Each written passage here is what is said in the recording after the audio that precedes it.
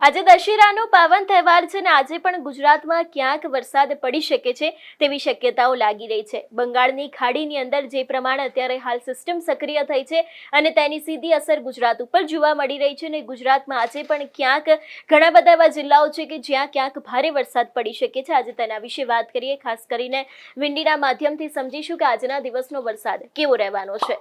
નમસ્કાર, તમે જોઈ રહ્યા છો નિર્ભય ન્યૂઝ અને હું છું હંસિની। વાત કરવામાં આવે ગુજરાતમાં જે વરસાદનો નવો રાઉન્ડ આવ્યો હતો તેના વિશેની। આ રાઉન્ડ છે તે 28 તારીખે શરૂ થયો હતો ને આગામી 2 થી 3 દિવસ હજી પણ ક્યાંક ગુજરાતમાં આની અસર જોવા મળી શકે છે।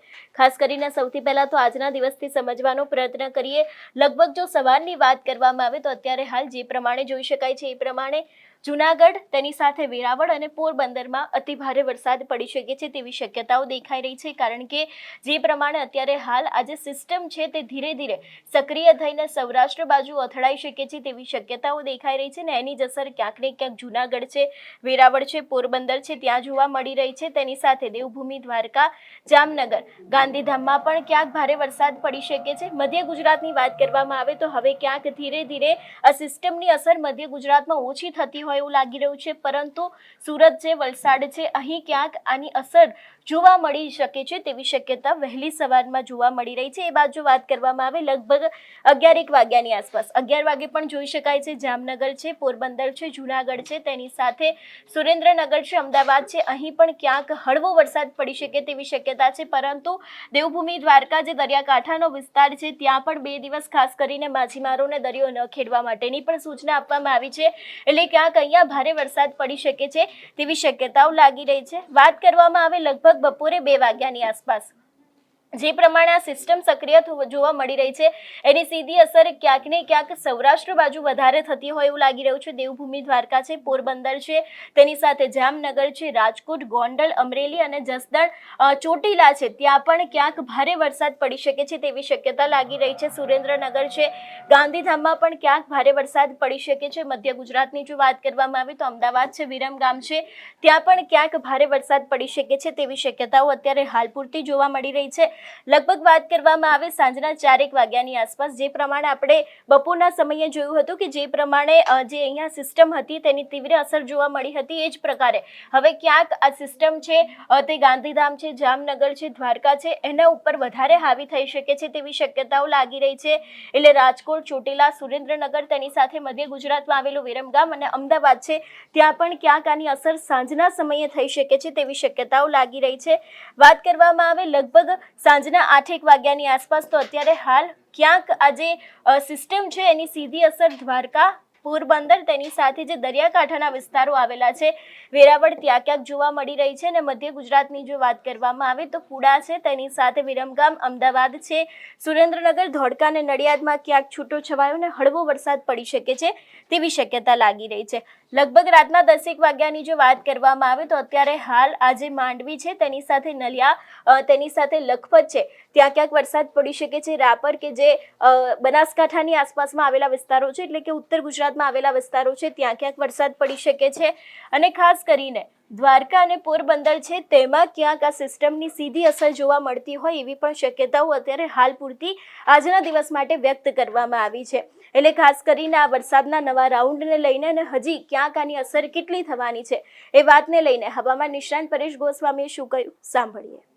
હવે ખાસ કરીને વાત કરવાની છે હાલના વરસાદની। આમ જોવા જઈએ તો અત્યારે રાજ્યની અંદર 28 તારીખથી વરસાદનો રાઉન્ડ ચાલી રહ્યો છે અને રાજ્યના મોટા ભાગના વિસ્તારની અંદર આ વરસાદ નોંધાયો છે। અનેક જગ્યાએ 2 થી 5 ઇંચ સુધીના વરસાદ વરસી ચૂક્યા છે અને હવે ધીમી ધારે અત્યારે છૂટાછવાયા વરસાદ હજુ પણ ચાલુ છે। જોકે આ વરસાદ છે એ હજુ પણ આવનારા 2 દિવસ સુધી ચાલુ રહેવાનું છે। અત્યારે સિસ્ટમ છે એ ખૂબ ધીમી ગતિએ આગળ ચાલતી હશે। અત્યારે અમુક વિસ્તાર એવા પણ હશે કે ત્યાં વરસાદ થંભી ગયો હશે, છતાં પણ કોઈ મિત્રો અત્યારે કંઈ કામ નવું કરવું હોય તો ધ્યાન રાખજો ખેડૂત ભાઈઓએ કોઈ બીજું અન્ય કામ કરતાં પહેલાં કાળજી એ રાખવાની છે, કેમ કે 2 ઓક્ટોબર જ્યાં સુધી ન આવે ત્યાં સુધી આપણે હજુ પણ વરસાદની શક્યતાઓ છે અને એમાં પણ અમુક વિસ્તારને હજુ પણ ભારેથી અતિ ભારે વરસાદ પડે તેવી શક્યતાઓ છે, કેમ કે સિસ્ટમ છે એ અત્યારે પશ્ચિમ દિશામાં ખસી રહી છે। સિસ્ટમ અત્યારે સૌરાષ્ટ્ર ઉપર આવી ગઈ છે અને પશ્ચિમ દિશામાં અરબ સાગરમાં આગળ ખસી રહી છે।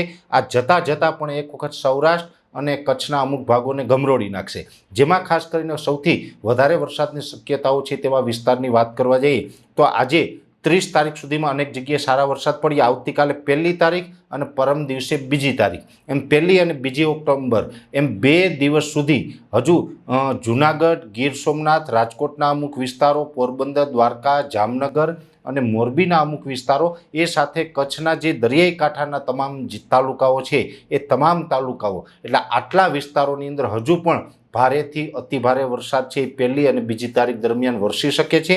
એમાં અનેક જગ્યાએ 2 થી 5 ઇંચ સુધીના પણ વરસાદ નોંધાઈ શકે છે. એટલે આટલા જે મેં આપને નામ જણાવ્યા છે એટલા વિસ્તારોમાં હજુ ભારે વરસાદની શક્યતાઓ છે. એને બાદ કરતા અન્ય વિસ્તારો હોય જેમ કે ભાવનગર, બોટાદ, અમરેલી જેવા વિસ્તારો છે એમાં વરસાદ હશે, પણ એમાં હવે તીવ્રતા ઘટી જશે. મધ્ય ગુજરાતમાં પણ હજુ ખાસ કરીને વિરમગામ, આણંદ, નડિયાદ અને અમદાવાદ જેવા વિસ્તારોની અંદર 2 દિવસ સુધી સામાન્યથી મધ્યમ વરસાદની શક્યતાઓ છે. ઉત્તર ગુજરાતના ભાગોમાં બનાસકાંઠા, પાટણ અને મહેસાણાની અંદર હવે એકદમ સામાન્ય વરસાદ નોંધાશે, એટલે કે અડધાથી લઈને પોણા ઇંચ સુધીનો વરસાદ નોંધાઈ શકે છે. બાકીના જે તમામ વિસ્તારો છે જેમાં ખાસ કરીને અરવલ્લી હોય, સાબરકાંઠા હોય અથવા તો ગાંધીનગરના ઉત્તર ભાગો છે, દાહોદ, ગોધરા, છોટાઉદેપુર જેવા વિસ્તારો છે, એ તમામ વિસ્તારોમાં હવે વરસાદ હળવો પડી જશે. એટલે ત્યાં બહુ ચિંતા નથી. કદાચ પડે તો પડે, એકદમ સામાન્ય ઝાપટા પડશે. હવે ત્યાં મોટા વરસાદની સંભાવનાઓ નથી. દક્ષિણ ગુજરાતમાં અત્યાર સુધી સારો એવો વરસાદ વરસ્યો છે. જોકે દક્ષિણ ગુજરાતમાં હવે આવતીકાલથી ખૂબ હળવું પડી જશે. છૂટાછવાયા ઝાપટા નોંધાશે, બહુ હેવી વરસાદ નહીં નોંધાય. એટલે ખાસ કરીને આ વિસ્તાર વાઇઝ મેં આપને માહિતી આપવાનો પ્રયત્ન કર્યો છે કે મોટાભાગના વિસ્તારમાં હળવા સામાન્ય ઝાપટાઓ નોંધાશે. કોઈ એકલ દોકલ સેન્ટરમાં મધ્યમ વરસાદ નોંધાય. બાકી બીજા વિસ્તારોની અંદર હવે વરસાદનું જે પ્રમાણ છે એ ઘટી જશે.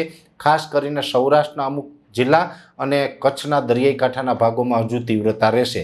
હજુ પણ ફરીથી એક વખત આપને કહી દઉં કે સમગ્ર ગુજરાતમાં હવે વરસાદ છે હળવો થઈ જશે. છૂટાછવાયા ઝાપટાઓ જ નોંધાશે, પણ અમુક વિસ્તારમાં ભારે વરસાદ નોંધાશે. ને એ ભારે વરસાદ નોંધાવામાં જે ફરીથી આપને જિલ્લા જણાવું, ગીર સોમનાથ, જુનાગઢ, રાજકોટ, પોરબંદર, દ્વારકા, જામનગર, મોરબીના પશ્ચિમ ભાગો અને કચ્છનો દરિયાઈ કાંઠાના ભાગો, આટલા વિસ્તારની અંદર હજુ ભારે વરસાદની શક્યતાઓ. બીજા વિસ્તારમાં હળવા સામાન્ય ઝાપટાની શક્યતાઓ છે. ખાસ કરીને પવનની ઝડપ પણ આપ બધા જોતા હશે, પવનની ઝડપ વધી ગઈ હશે. સૌરાષ્ટ્ર અને કચ્છની અંદર હજુ પણ ભારે પવન ફૂંકાશે અને વરસાદ દરમિયાન પવનની ઝડપ હજુ પણ સામાન્ય કરતાં વધારે રહેશે. બીજા બધા વિસ્તારોની અંદર પણ નોર્મલ કરતાં પવન વધારે હશે, પણ બીજા વિસ્તારોની અંદર સૌરાષ્ટ્ર, કચ્છ કરતાં પવન ઓછો. એટલે કે સૌરાષ્ટ્ર, કચ્છની અંદર હજુ પણ 40થી લઈને 50 કિલોમીટર પ્રતિ કલાકની ઝડપે પવન ફૂંકાય અને બીજા વિસ્તારોની અંદર 20થી લઈને 25 કિલોમીટરની ઝડપે પવન ફૂંકાશે. એટલે આ પ્રકારનું આખું સંપૂર્ણ હવામાન રહેવાનું છે. ખાસ કરીને આવતીકાલે 1 તારીખ અને 2 તારીખ એમ 2 દિવસ સુધી હજુ વરસાદની શક્યતાઓ છે. એટલે કોઈ પણ ખેતીકામ કરતા હોય તો હમણાં થોડીક રાહ જોજો, નહીંતર આપણે નુકસાની આવી શકે છે. હવામાન વિભાગની જો વાત કરવામાં આવે તો ખાસ કરીને તેમના દ્વારા પણ આગાહી આપવામાં આવી છે કે આજના દિવસે ક્યાંક ગુજરાતમાં વરસાદ પડી શકે છે. આપણે ગઈકાલે પણ જોયું હતું કે ઘણા બધા એવા જિલ્લાઓ છે કે જ્યાં છૂટોછવાયો વરસાદ પડ્યો હતો ને ઘણી બધી જગ્યાએ ભારે વરસાદ પણ જોવા મળ્યો હતો. પરંતુ ક્યાંક આજે પણ જ્યારે દશેરા ચાલી રહ્યા છે એ સમયે પણ ક્યાંક ને ક્યાંક વરસાદ વિઘ્ન બની શકે છે તેવી શક્યતાઓ લાગી રહી છે. અને ખાસ કરીને આની સીધી અસર છે તે દેવભૂમિ દ્વારકા, તેની સાથે પોરબંદર છે, વેરાવળ છે, ગીર સોમનાથ છે, ત્યાં ક્યાંક વધારે થઈ શકે છે તેવી શક્યતાઓ લાગી રહી છે. તમારું શું માનવું છે આ વિષયને લઈને અમને કમેન્ટ કરીને ચોક્કસ જણાવજો. તેની સાથે અમારી ચેનલ નિર્ભય ન્યૂઝને લાઇક, શેર અને સબસ્ક્રાઇબ કરવાનું ભૂલશો નહીં. નમસ્કાર.